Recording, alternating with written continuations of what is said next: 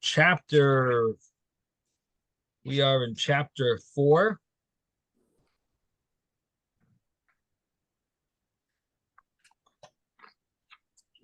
Okay. Let me tell you what verse we're on. We are verse 38. Kings 2. Book of Kings, Kings 2, chapter 4, verse 38. Now, the story that we had learned in the first half of chapter 4 was a very powerful, inspirational story about Elisha reviving the Ben Hashunamis, the Shunammite woman's son. And it was a very, very powerful story, how she brought him back to life. And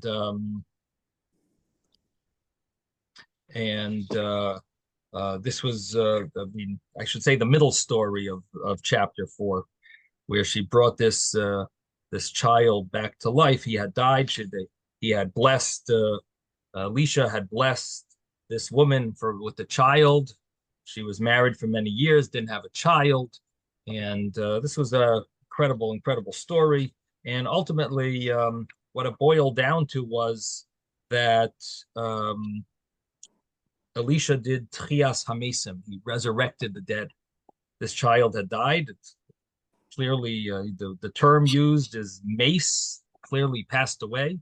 And Elisha revived him. And initially, Elisha thought that his attendant could revive him, but that didn't work. And Elisha himself went and revived him. The verse says that he stretched himself over him, and then the child sneezed 7 times. There was a discussion in the commentaries. Does it mean the child sneezed, or does it mean that Elisha lied down on the boy 7 times and prayed 7 times? He lied on the boy and he prayed 7 times. But either way, whatever it is, he resurrected this child and he summoned the Shunammite woman and said, here's your child. He's alive. And that was a very impressive story. I think the most impressive part of that story is the fact that she believed that Elisha had the power to revive her son, because under normal circumstances, you would think that she would have just given up. He passed away, she went and she traveled all the way. In those days, it must not have been so simple. She had to travel to Elisha, and she was convinced that he's going to resurrect her child. That's quite a trust in the prophet, in the prophets. After someone dies, you don't normally just go to the rabbi, and say, "Oh, could you resurrect my child?" But she did, and sure enough, he did. He resurrected this child. So that I wanted to add to that story, that it's like the impressive part is, in addition, of course, to the fact that Elisha had the power to resurrect the child. What I find very impressive is the fact that she had so much trust that she even went to ask him to revive the child. And so that was the middle story of this chapter. And then the first story was also a very powerful story, where there was a woman whose husband, we mentioned, was Ovadiah, the prophet. And this woman, her husband was supporting all these 100. The husband Ovadiah was protecting 100 of the prophets that the king and queen wanted to kill, and anyway, he supported them, hid them in caves, and gave them food. And anyway, ultimately, even though he started out rich, he ended up not having a penny to his name, and he died in poverty, hunger. He died of sickness and poverty. and his wife didn't know what to do. And anyway, she went to Elisha and said her biggest problem was that the son she had two sons, and two sons were going to be taken into cap as slaves by the king, or the son of the king, the creditor. He had lent that money, and then the and it turns out that it was the son of the king who became the king. His name was Yehoram, and the story ultimately was that this jar of oil, very similar to the story of Hanukkah, where the jar of oil just continued pouring, and sure enough, they had enough oil to sell and use that money to pay the creditor back, and that this way the two sons would not be taken as slaves. So on that story, I also wanted to add one thing as well before we continue to conclude chapter 4. I just wanted to add something,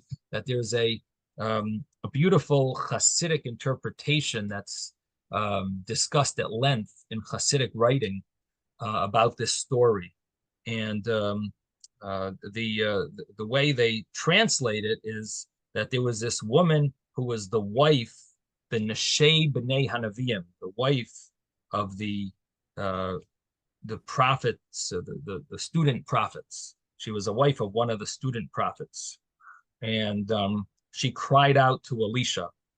So this one woman, Hasidic writing, it says she was a Isha Achas. She was, yes, Ben. I wanted to make a comment about the first story. Yeah. That I think that the doctors learn these days from Elisha how to revive a person. Yeah. Because I didn't think of it until you said he lay down on him 7 times. Right. The So CPR. if you let air into him and push it out 7 times, you can revive it. So that's a good point, that I just knew that he very lay similar, down on the him, CPR. but Yeah. I didn't know it was Very 7 times. Right. No, it is very similar. I don't know. He also put his mouth on the boy's mouth. Yeah. No, it's very similar. Right. But the thing is, I'm not sure how that works. I'd have to ask someone in Hatzalah. How long afterwards can they still do the CPR? Like, how long do they have to do it? Because this story was, she traveled all the way to the prophet. He sent Gehazi, who was his attendant first, all the way back to put his stick on the bed of the child, and the child didn't get revived. And then Elisha went back, and so it seems like there was a significant amount of time until Elisha did this, and we understand that the prophet did it in a way of revival of the dead, not just a scientific right. But everything spiritual has its counterpart in the physical. So there's some element in the physical, I guess, that you can could learn from it, Yeah, I guess at least to some extent. Anyway, I just wanted to share one little insight on the beginning of the chapter, and then we'll finish it off. So the story and the wording is that there's this wife of one of the prophets, and so the wife in Hasidic writing means the neshama, the Isha Achas, and she's called one wife because she's one with Hashem. The neshama is one with Hashem and one with God, is a part of God, and she's one of the wives of the student prophets, B'nai Hanavim.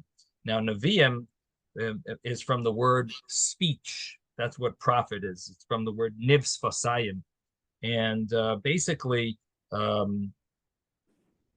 means that the prophet receives from the speech of Hashem, from the Devar Havaya, from the word of Hashem, and the soul receives it, is a recipient. So the soul receives these revelations. So it's this Isha Achas, this soul, is the recipient of the word of Hashem, and Elisha is the symbolizes Hashem, has the word Hashem in it. Elisha is from the word Kali, Shah, Hashem who turns to me. So it's referring to Hashem. and she's crying out. The soul is crying out to Elisha, to Hashem, which means the soul cries to Hashem that your servant, my husband died. Now, what does that mean? That the soul is crying that the servant, your servant, my husband died. It means my ishi, my husband, my fire. I had a fire in me, and it died. I don't have that same excitement and passion to become part of Hashem, to be connected to Hashem. My Aish Yud, Ishi, Aish Yud Yud, my fire of Hashem, that my fire to come closer to Hashem has died, and I don't have the love that I used to have, that I should have, or that I used to have. I don't have it anymore. So this is a typical complaint that people have, that they're missing that fiery passion to serve Hashem. They could do they've been going to shul, but they don't feel so connected. So it's learned from this story. The Hasidic interpretation of it is that this is referring to the neshama that's complaining that that it doesn't feel that connection, that the avdecha ishi meis, my passion for Hashem, my fire to Hashem has died, and the noisha, which we translated as the creditor who wanted to collect money, but here it refers to the noisha is the one who causes me to forget. Nashani Elikim. It's the animalistic soul that causes me to forget about Hashem. But Hanoisha, the one who causes me to forget, wants to take my two sons as captives. What does that mean? That the animalistic soul wants to take my love and my fear. Those are the two children of the they're the children because they're the midos of the mind. They're the children of the brain, which is the ahava and the yira, the love of Hashem and fear of Hashem. The animal side wants to take them for unholiness. So this is the deeper meaning. Again, this is like a deeper layer of this story, is that it's referring to a person that not only did he lose his passion to serve Hashem, but the animalistic soul is trying to grab the ahava and yira, the love and fear of Hashem, and use it for materialistic and other desires, foreign desires. It wants to have fear and love to other things. And so in other words, not only is the soul going to forget about Hashem, it's going to actually be a hostage to negative things.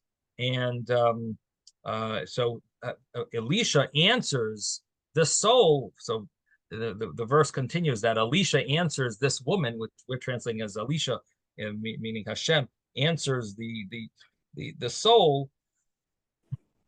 Ma yesh lecha babayis, what do you have in your house? What elements, what strength, what powers do you have that have not yet been taken over by the animalistic soul? What do you still have? And the answer is your servant, your maidservant has nothing, only an asuch shaman, which means it only has a little tiny amount of oil, and that is the essence of the neshama, the nekudas haneshama. That all I have nothing left. I have nothing that has excitement for Hashem. Only the all I have is the essence of the soul. That's the only thing that's really connected to Hashem. And so the answer that Elisha gives, or which Hashem gives, is go borrow kalim min hachutz, go borrow vessels, empty vessels. What does it mean, empty vessels? It means one translation, according to this, is that it's empty vessels means you should still study Torah and do mitzvahs even without the passion. Just do it even without the passion, and you will pour on all of these vessels from that oil, which means the soul, the essence of the soul. That's the only little part that still has some excitement for Hashem. It's the essence, the pintal yid. You just do the actions, and you'll see that ultimately the passion will come back. And you do the actions, and if you do them with the essence of your soul, which means that you reveal the essence of your soul when you do them, then it'll get your your action, your passion to come back. Because if you do them with mesiras nefesh, you do them revealing the essence of your soul, you do them but with self-sacrifice, with selfless, with giving yourself over, giving your soul over. You do them even though you don't have that passion, but you still do it with the essence of your soul. That will awaken, and it'll bring out the light from the darkness. It'll be that's at uvanayach tichyi benoiser. You will live. You and your children will live. Will basically have the revival of the dead by benoiser, with the light that comes from the darkness. That's one of the ways of translating it. And the other there's another Hasidic insight that's the end is a slightly different, that the empty vessels doesn't mean just learn Torah and do mitzvahs without the passion, but do it with mesiras nefesh, with giving yourself over. That's one interpretation. Another one is empty vessels means that you should realize that how empty you are. You should feel bitterness from being so empty. And by feeling so far from Hashem, that will cause you the passion. You will the light of the neshama will lighten you. Will bring light into your service of Hashem, and you'll ultimately have a fiery love for Hashem. And it'll the same. And it concludes and then you and your children, meaning your love and your fear of Hashem, will get life, will be invigorated with the extra light that comes from that darkness, which is from the separation that you have from Hashem, from feeling so separated. That will actually awaken in you a passion for Hashem. So that's another layer of understanding of this story. And it doesn't mean that the story didn't happen. The story happened on the physical level as well, but there's a deeper meaning that it's giving insight into how to serve Hashem. And I think it's something that many times people feel that they're missing the passion. They do the mitzvahs and they do it out of rote for so long, or they do it for so long that it turns out to become that they're doing it out of rote, and instead of with the feeling of excitement and love and desire for Hashem.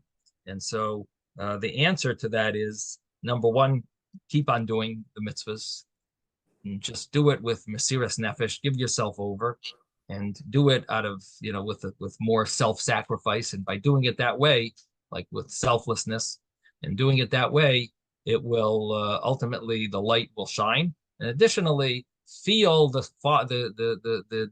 distance you have from Hashem. Feel that you're far from Hashem, and kalim reikim, how low you are, that your vessels of love and fear are so empty that you have no love and fear from Hashem, and feel that separation you have from Hashem. And by feeling separated, almost like a child who's separated from his parents, all of a sudden they like their parents. When they're at home, they get into get into all types of trouble, and they tell you they hate you. All of a sudden they go away. Then then they have a desire. Then they like you. So that's the feeling that you'll have to Hashem by being empty, by feeling empty, feeling far from Hashem. So then it'll ultimately bring out the light that comes from the darkness, and you'll ultimately have passion back for Hashem, and you'll be able to serve Hashem properly with love and fear and excitement over Hashem's mitzvahs and over Hashem. Yes, Susan. But isn't it always God's way? We can't always have everything on the surface feel so connected to Hashem that we have to feel less connected in order to get more connected. Isn't that true? Well, what you're saying, you have to feel less connected in order to get more connected. Correct. That's you're basically emphasizing that second way of understanding, that when you're far, you sort of have that desire to get more connected. To get right? better, you're just close. Right. You're emphasizing that is how God that's in us. That's how God gets us to come closer. Right. Well, that's a deep concept, because officially, the way things should go is that you should never need to feel and go away. Should always be able to serve Hashem like a tzaddik. That's always serving Hashem.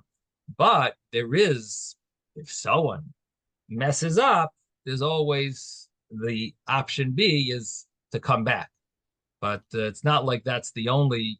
It's not like that's, the option B is the only option. In other words, initially, person should try to stay on, always just to always be part of the doing the, be connected in a strong way. If something goes wrong, then you reconnect, but not that it's not that you have to disconnect in order to reconnect. That some people's lives are that way, but it's not that they should want it to be that way. But you're right, Hashem sort of like arranges things that way, that you end up with things, the challenges sometimes they overwhelm a person, and that happens. Yes, and some people's lives are much more that way.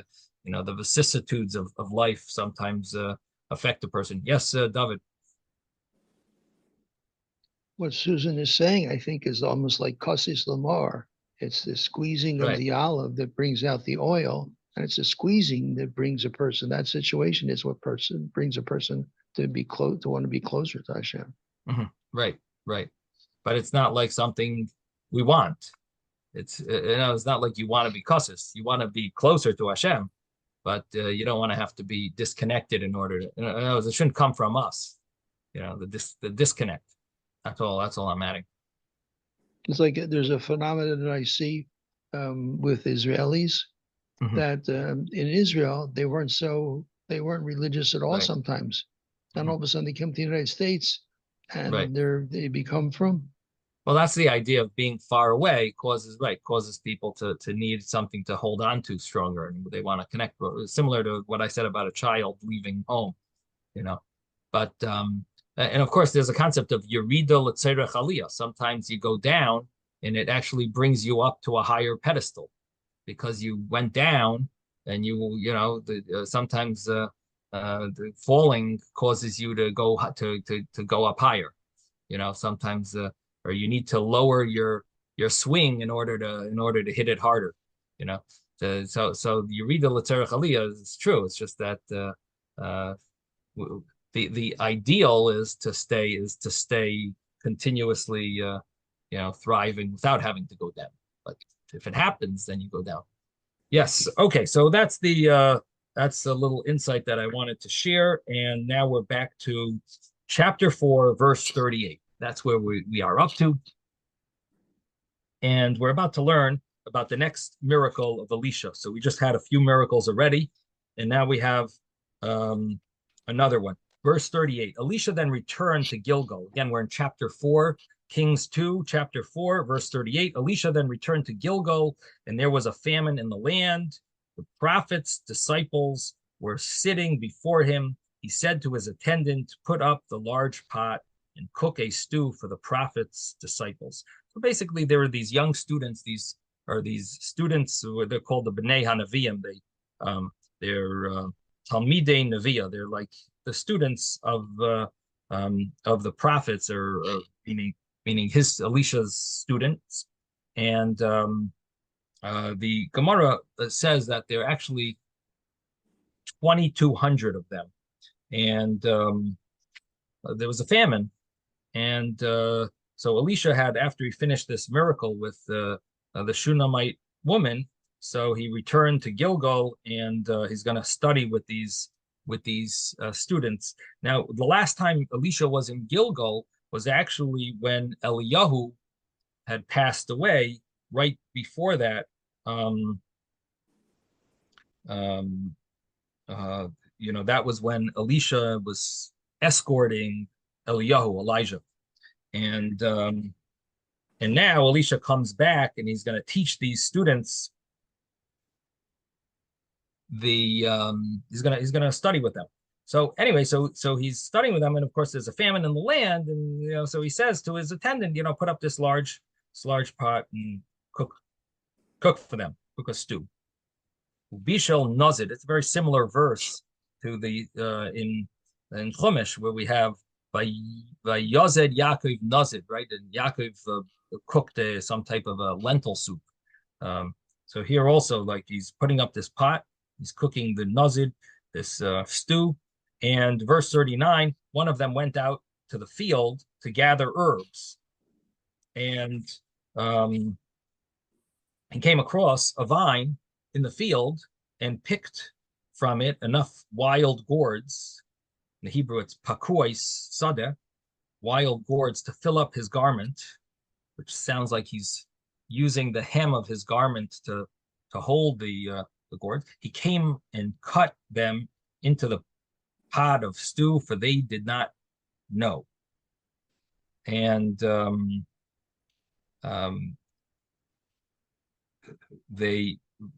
meaning of this is that there was these were not exactly edible, and yet he cut them up and put them in. And verse 40 is they poured it out for the men to eat, and it happened as they ate the soup, they shouted, they said, "There is death in the pot, O man of God." It means they were talking to Elisha, and they could not eat because it was poisonous. And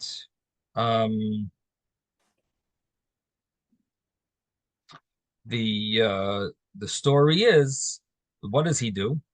So Vayomer, so he says, Elisha, verse 41, Elisha said, "Get some flour." He threw it into the pot and he said, "Pour for the people and let them eat." And there was no longer anything harmful in the pot.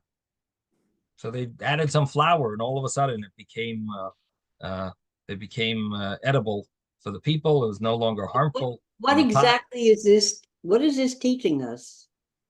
Well, it's teaching us a few things. Number one, what it's teaching us is that Elisha was a real prophet from Hashem, and he was able to do miracles. A tzaddik goizer, a tzaddik decrees, and Hashem fulfills, and he can make the miracle, and Hashem gave him the ability to save people and to help people and to heal people and so on. Additionally, what we see here is that the students, they trusted Elisha and they ate. After he put the flour in. I don't know how many. If someone did that today, I don't know if anyone would go and eat it afterwards. If you tell someone, we by mistake we poured some bleach in the chicken soup. Just put some flour in and you'll be fine. Or you poured some Comet into something. I'm just saying, like, I don't know how many people would go and eat it, but here they trusted Elisha. So we see on the side of Elisha that he was able to make miracles. On the side of the students, that they trusted they trusted him as a prophet, and they felt safe and they weren't worried. And then we also see another thing of how Elisha showed them that everything is from Hashem, and it wasn't like Elisha did some scientific method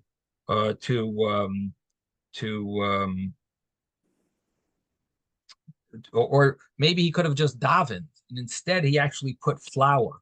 Why didn't he just daven that it should be okay, or use his power to pray?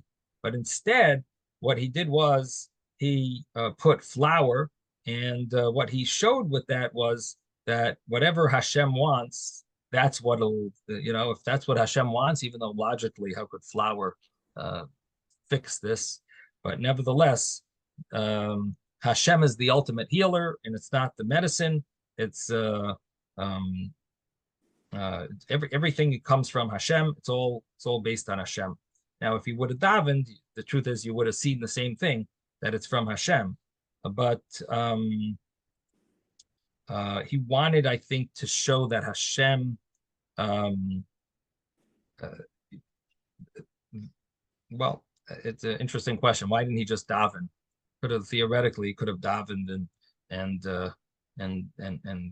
made it work. Instead, he put the flour in it. he told them to put flour in it, and you see that it helped, which I guess also emphasizes the power of tzaddik. In other words, if he davened, then it would be more like the power of his prayer. Here, you just I think it brings out the power of a tzaddik more by the fact that he put that he used flour to heal it instead of showing them that he's davening to Hashem. And for sure, Hashem answered his prayer, but it's the power of a tzaddik that he just says put flour in it. That already that does it. It's my thought. I don't know. Yes, David. It says in the Me'amalays, it says that some say it was not Elisha himself who threw in the flour. He gave it to one of the students to show that you don't have to be a prophet for your prayers to be answered. Anyone can pray because Hashem listens to everyone who's calling him sincerely. Uh-huh. In other words, if he prayed, that would have been, it wouldn't be able to show that. He used flour, he let them put the flour in, and that gave them that prayer is for anyone. Uh-huh. Who says So that? it brings down the Radak, Ralbag, and the Abarbanel. Oh, okay. Very nice. I don't have the Barbanel, but I do have a Radak over here. I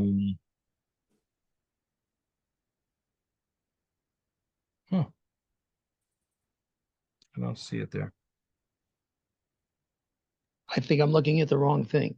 It's this Yeah. is I looked at the wrong source. This Yeah, source is from Targum Yonason.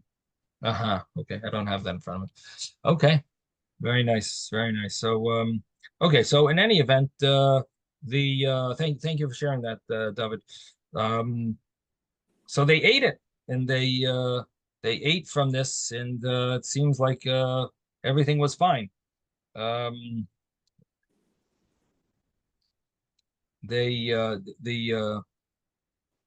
made this miracle. They were able to eat. Again, it was a famine, so of course it was a complicated time for them, and they ate this poisonous stuff, and it worked, and they lived. Verse 42: a man from the person came from Baal Shalisha.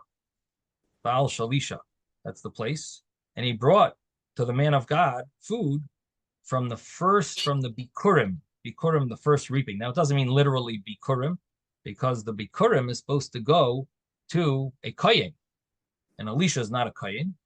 And of course, the prophet's not necessarily with a Kohenim, and also it has to be eaten in Yushalayim, Bikurim, and they're not in Yushalayim, but it means the first reaping, the first from the beginning. The Radak here says it means that it was the barley, because barley, I think, the fact that barley becomes ripe earlier than the other grains, than v'hapishta v'asa'ira nuku.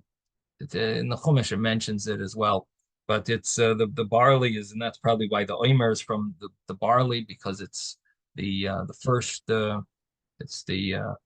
carbon, first sacrifice from the new grain. So the barley, so they brought from the Radak learns it's from the barley. Anyway, brought from the new grain, and Rashi just says it was after Pesach. So this was the first growth after Pesach. The grain is it doesn't say what it was, but it was anyway. And the other commentaries say it was like it was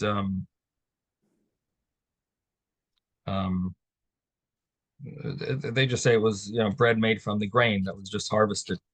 No, actually, the Metzudas David does say it was barley also. Yeah, and it seems like it has to do with the fact that barley is harvested right after Pesach, so it would make sense that that's and we know that it's the first of the grains to ripen. So he brought them. Oh, actually, the verse says lechem sa'irim. Excuse me, to take that back. It's not because it's the verse says it pretty clearly. The verse says that it was barley sa'irim, lechem sa'irim, bread of barley bread. So take that back. Okay. So anyway, he brought them 20 loaves. Now you have to think about this. How many people are we talking about? 2,200. And what is he giving them? He wants to give them some food. Oh, I'm going to give you. So what does he bring them? 20 loaves of this bread. And it's actually 20 loaves of barley bread. And so also Carmel Bitzikloinai. And that means that it was fresh kernels in their husks. They had some fresh kernels. Elisha said, give it to the people and they may eat, so he brought it to Elisha, and Elisha said, give it to the people, So the servant said, verse 43, the servant said, how can I place this before 100 people? And what it means is that each loaf would be for 100 people. That's what it means. How can I place this before 100 people? It means every bread is meant for one bread for 100 people. Hardly you only get a sliver. And but he said, give it to the people, let them eat. For thus said Hashem, eat and leave over. Eat and leave over. Leftover. Achoil v'haiser. You eat and leave over. And sure enough, he placed it before them. They ate, and believe it or not, left over as the word of Hashem. So they actually had a great miracle that it sufficed for their needs. They had a bracha b'meyav. They were satisfied with a little, and they were able to even have leftovers.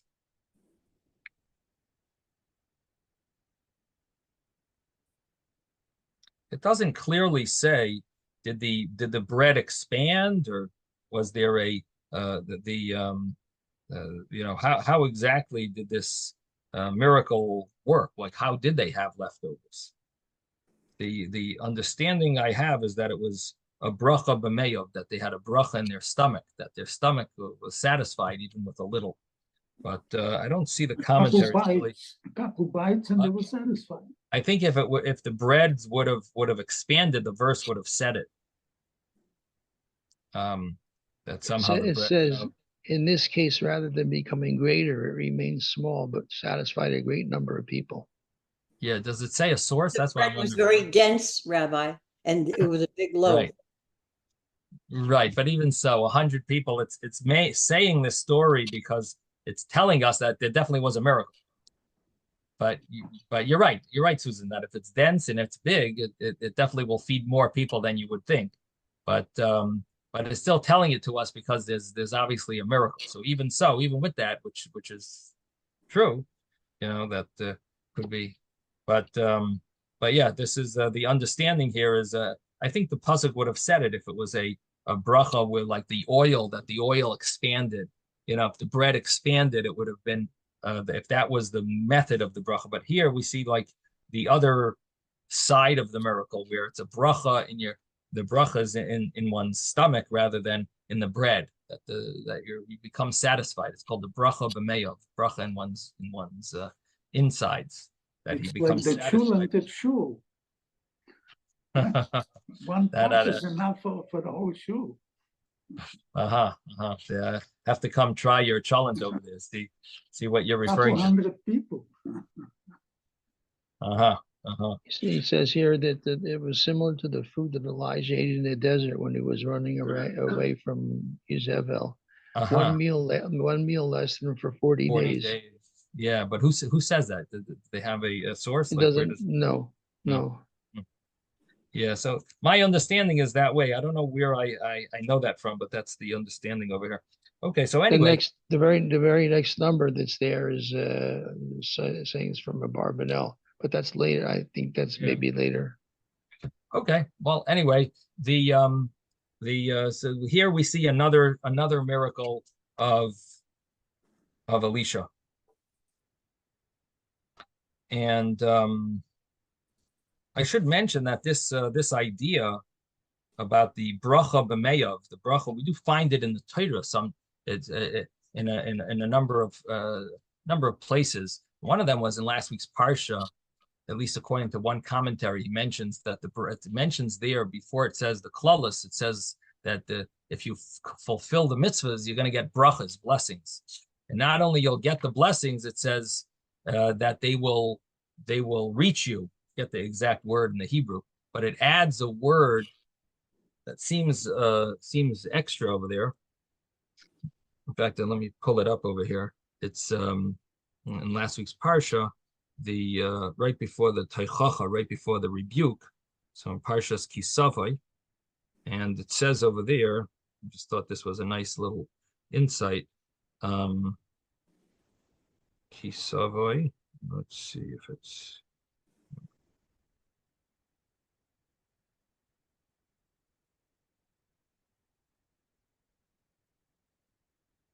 If you listen, these blessings will come to you, and they will reach you. What does that mean? They will come to you and they will reach you because you have listened to the voice of Hashem. So one commentary says that what it means is that you'll get the brachas, but you'll actually enjoy them. They will, similar to this idea that like you will have food and it'll satisfy you. You will actually it'll benefit you because you could get all these brachas, you could get a lot of blessings, and not necessarily are you going to feel satisfied with them. Not necessarily will they make you feel happy and satisfied. But the brachas. What this is really teaching us is that you have to have both. You have to have in the physical satisfaction and in the emotional, mental satisfaction. You have to have everything. Right. It's two elements here. Right. There's the fact that it satisfies you physically, and it also that it satisfies you mentally, that you feel satisfied and that you're happy with what you have. You're happy with your lot. So in other words, those are the ideas of v'hisi gucha could mean both of those. That it reaches you. That it in other words it fulfills its need, its purpose. What did you say, Ben? The neshama is happy too. The neshama is happy also. Yeah, that could be. Yeah. So okay, so he says here that there were actually, some say that there were actually 22 loaves, because the word lechem and is bread, and charmel and fresh barley each adds one of the number to the 20 that was mentioned before. So it's actually 22. So it's one loaf per 100 men. 200. Yeah. Right. Correct. Okay, so we're in chapter 5 now, and this is another story with Elisha and another miracle story. Naaman v'Naaman sartzava melech Aram. Here we have Naaman, the commander of the army of the king of Aram. He was an eminent man before his master and well honored, for through him had Hashem granted victory to Aram. The man was a great warrior, Mitzaira, a leper.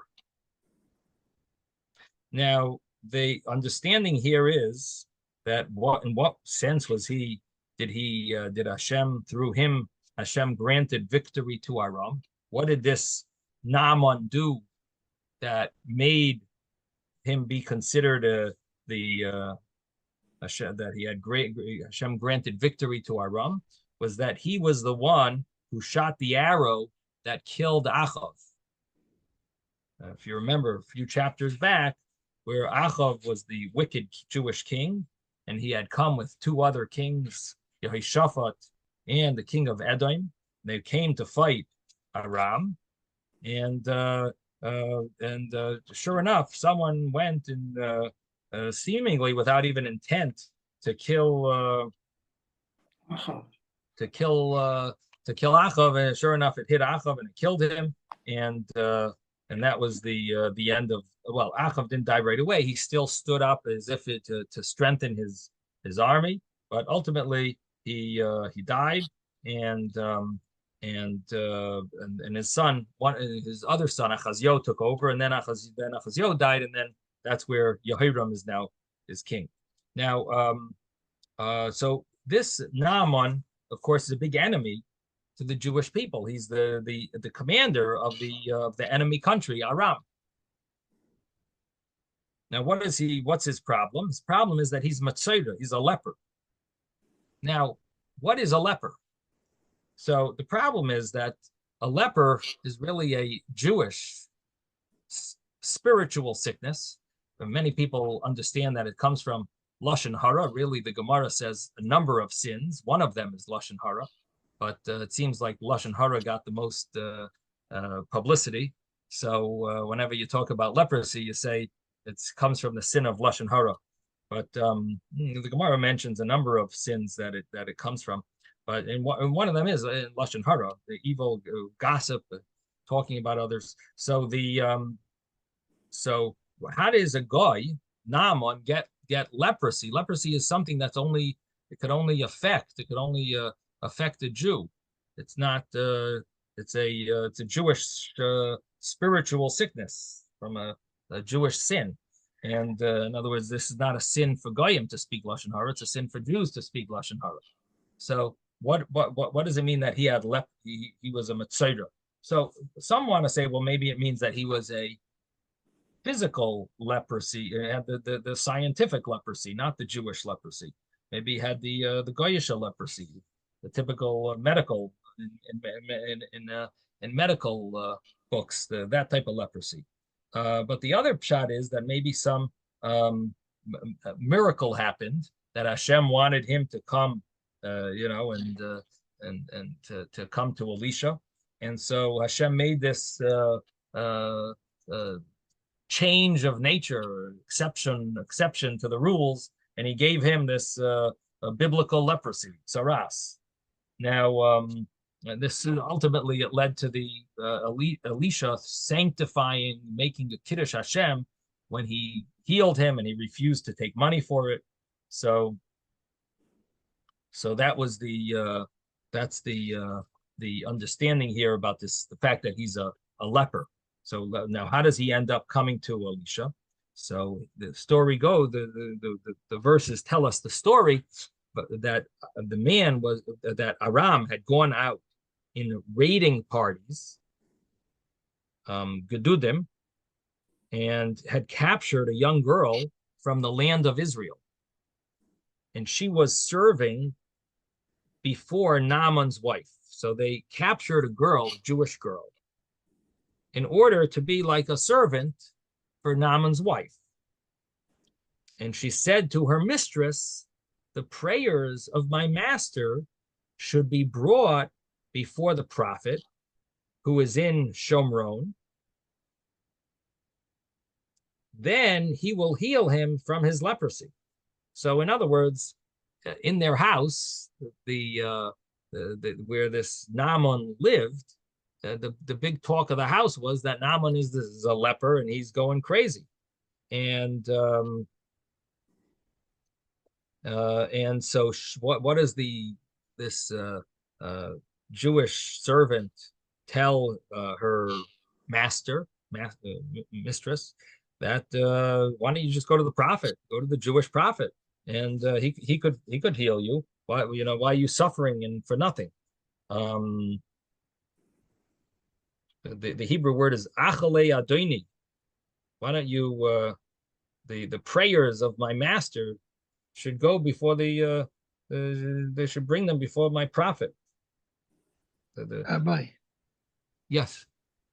Says, I'm sorry, some say that Hashem gave him leprosy to lead him to Torah, because Naaman was a sincere and pious person, but only through Torah could he attain his true potential. Hashem saw his piety and rewarded him by showing him the greatness of his holy prophets. He knew that Naaman would not ignore it, but since Naaman would never see it in Aram, Hashem afflicted him with leprosy so that he would go to the land of Israel to seek Elisha's help. Mm-hmm. Right. Well, we're going to see that he became a one of the righteous of the nations, he became someone who kept the Sheva mitzvahs b'nei Noach. He became a Ger Toshav. But I don't know. Is it, what you just read, does that mean that he actually converted as a regular convert? Because that's uh, is that what that means, or It, just that he should it seek Torah? yeah, it sounds like he should go to Torah. It doesn't Uh-huh. say that he converted. That This is gives a from little yeah. the sources of the Rif. Uh-huh. Right. Just the wordings made it sound like maybe he learning Torah. That sounds more like he's converting, the real conversion. See, when a person converts in today's day and age, we only have one type of convert. They convert and become a regular Jew.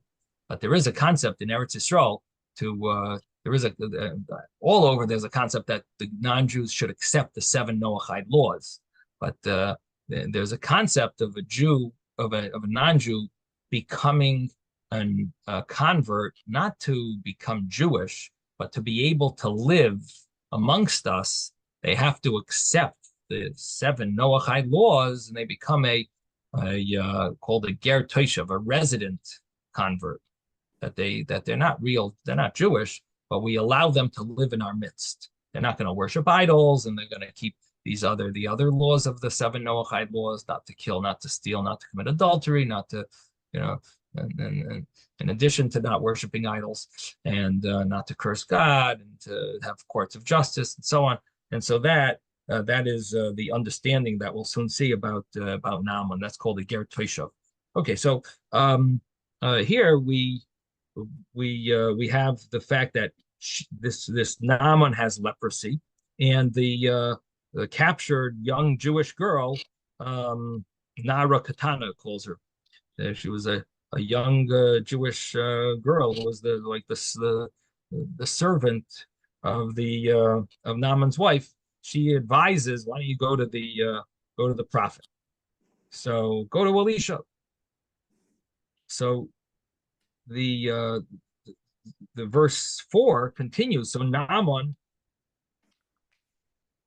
I'm sorry, verse 3, she said to her mistress, the prayers of my master should be brought before the prophet who was in Shomron, and then he will heal him from his leprosy. So Naaman went and told his master, saying, such and such spoke the girl who is from the land of Israel. So Naaman goes to the king, basically, and he wants permission to leave. Why does he want permission to leave? He wants to get healed from his leprosy. He's suffering. So he says, I'd like to go to Israel, the enemy. And this is what the girl who came from the land of Israel said. So the king of Aram said, go and approach him, and I will send a letter to the king of Israel. He went and took in his hand 10 talents of silver, 6,000 pieces of gold, and 10 changes of clothing. And he brought to the king of Israel the letter, which said, and now when this letter reaches you, behold, I have sent my servant Naaman to you, that you should heal him from his leprosy. Now, when the king, verse 7, when the king read this, the letter, he rent his garments. It said, am I God that I can take and give life, that this person sends me instructions to heal a man of his leprosy? Understand and realize that he seeks a pretext against me. So he's trying to figure out what's going on over here. These are our enemies, and they're sending him to us to get healed. Something's something's fishy about this whole story. Now, when Elisha, the man of God, heard that the king of Israel had rent his garments, he sent word to the king, saying, why do you rend your garments? Let him come to me now, and he will realize that there is a prophet in Israel. Yesh Navi b'Yisrael, there's a prophet in Israel. And so that is what Hashem wants. Hashem wants that he should know that we have prophets. And so the king, of course, initially was not planning on sending him to the prophet. Yehoram was not exactly a righteous king.